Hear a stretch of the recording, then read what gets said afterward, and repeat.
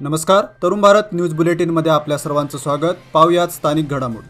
विधानसभा निवडणुकीच्या पार्श्वभूमीवर महापालिका प्रशासन मागील महिनाभरापासून निवडणूक कामात व्यस्त असून निवडणुकांचे हे काम 13 मे पर्यंत चालणार आहे. त्यामुळे सर्वसामान्य नागरिकांच्या समस्यांचा मुद्दा ऐरणीवर आलाय. पावसाळ्यापूर्वी नालेसफाई करण्याची गरज असते, त्यामुळे साधारण एप्रिल महिन्यापासून नालेसफाई मोहीम हाती घेतली जाते.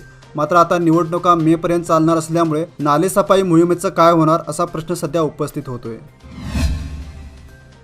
बेळगाव शहरात आज रामनवमी उत्साहात आणि भक्तिमय वातावरणात साजरी करण्यात आली. रामदेव गल्ली येथील राम मंदिरात सकाळपासूनच अभिषेक, जन्मोत्सव, पूजा अर्चा आदी धार्मिक कार्यक्रमांचं आयोजन करण्यात आलं होतं. शहरातील श्री राम मंदिरामध्ये दर्शनासाठी भाविकांनी अलोट गर्दी केली होती. आचार गल्ली येथील लोकमान्य राम मंदिर, रामदेव गल्ली, वडगाव अशा शहरातील विविध राम मंदिरामध्ये रामनवमी उत्साहात साजरी करण्यात आली.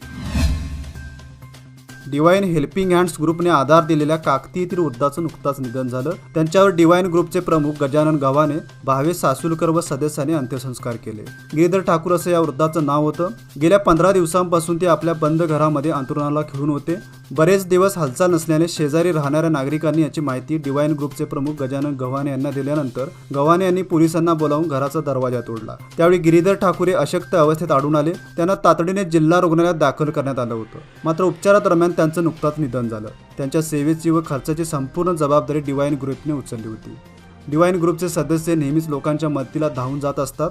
तसेच निराधारांसाठी आधार देण्याचं कामही या ग्रुपच्या माध्यमातून केलं जातं.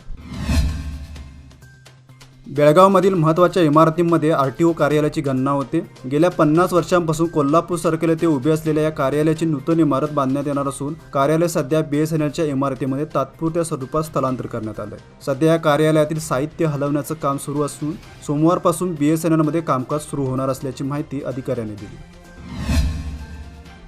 विद्यार्थ्यांची गैरसोय दूर करण्यासाठी परीक्षार्थी विद्यार्थ्यांसाठी मोफत बस पासची सुविधा देण्यात आली. मात्र काही गावातील बस सेवा विस्कळीत झाल्याने विद्यार्थ्यांना खाजगी वाहनानेच परीक्षा केंद्र गाठावं लागणार आहे. त्यामुळे मोफत बस पासची सुविधा कुचकामी ठरताना दिसत आहे. ग्रामीण भागातील काही परीक्षा केंद्र 20 ते 25 किलोमीटर अंतरावर आहेत. त्यामुळे विद्यार्थ्यांना वेळेत परीक्षा केंद्रावर पोहोचताना अडचणी येत असतात. त्यातच परिवहनची बस सेवा विस्कळीत झाल्याने विद्यार्थ्यांसमोरील अडचणी वाढल्या आहेत. किमान परीक्षा काळात तरी बस सेवा नियमित आणि सुरळीत करावी अशी मागणी सध्या पालक व विद्यार्थ्यांमधून होत आहे. बेळगाव वेंगुर्ला मार्गावरील बाची सीमा हद्दीवरील रस्त्याची अक्षरशः चाळण झाली. कंत्राटदाराने हा रस्ता अर्धवट स्थितीत सोडून दिलाय. त्यामुळे या रस्त्याचं काम पूर्ण कधी होणार असा प्रश्न स्थानिकांना पडलाय. तुरमुरीपासून बाचीपर्यंतच्या रस्त्याचा काही भाग डांबरीकरण करण्यात आला आहे. मात्र बाची ते शिनोळी सीमा हद्दीपर्यंतच्या रस्त्याकडे जाणीवपूर्वक दुर्लक्ष करण्यात आलंय. त्यामुळे वाहनधारकांना दररोज धक्के खातच प्रवास करावा लागतोय.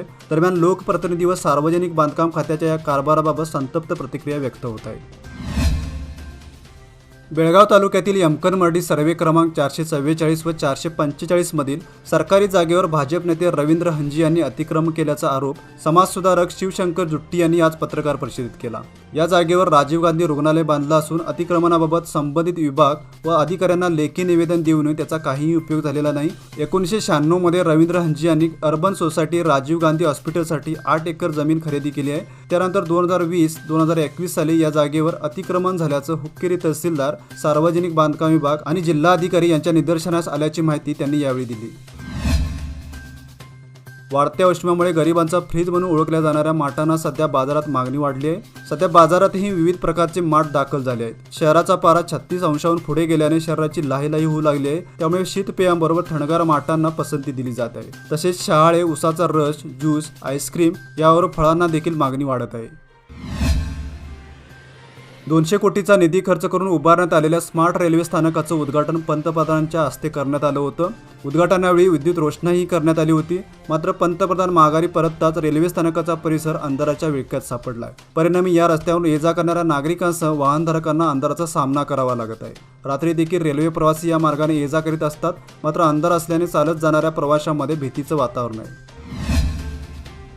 पूर्व वैमनस्यातून बाप लेकाने एकावर कुऱ्हाडीने हल्ला केला होता. या प्रकरणी रामदुर्ग तालुक्यातील कटगोळ पोलीस स्थानकामध्ये गुन्हा दाखल झाला होता. या खटल्याची सुनावणी येथील मुख्य जिल्हा सत्र न्यायालयात झाली. या हल्ल्याप्रकरणी बाप लेकाला 3 वर्षाचा कारावास आणि 25,000 रुपयांचा दंड ठोठावण्यात आला आहे.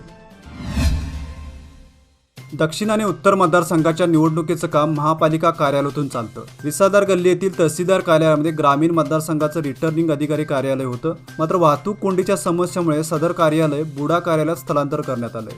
त्यामुळे यंदाच्या निवडणुकीत उमेदवारी अर्ज दाखल करण्यासाठी इच्छुकांना बुडा कार्यालयात जावं लागणार आहे. निप्पाणी परिसरातील तंबाखू उत्पादनाला विशेष महत्त्व असून बाजारपेठेत देखील त्याला चांगली मागणी आहे. असे असले तरी व्यापारी वर्गाचे दलाल सध्या शेतकऱ्यांची पिळवणूक करण्यासाठी नियोजन करत आहेत. याचाच भाग म्हणून सध्या कृत्रिम मंदीचं वातावरण निर्माण करण्यात आलंय. हे व्यापारी गुजरात, गुंटूर या ठिकाणी तंबाखू आणून निप्पाणीच्या तंबाखूत भेसळ करू लागले आहेत. निप्पाणीच्या नावाखाली अधिकाधिक पैसे मिळवण्याचा हा प्रयत्न चालला असून शेतकऱ्यांच्या तंबाखूला कवडीमोल भाव देण्याचा अट्टास स्पष्ट दिसत आहे. हा प्रयत्न हाणून पाडण्यासाठी शेतकऱ्यांनी धीर धरणे आवश्यक आहे. उत्पादन घटले असून मागणी वाढली आहे, त्यामुळे निश्चितपणे दर देखील वाढणार आहे. आजच्या बुलेटिनमध्ये इथेच थांबूया. अधिक माहिती आणि ताज्या घडामोडींसाठी पाहत राहा Tarun Bharat YouTube channel. Subscribe करा, लाईक करा आणि जरूर शेअर करा. तसेच दररोज सकाळी वाचा दैनिक तरुण भारत.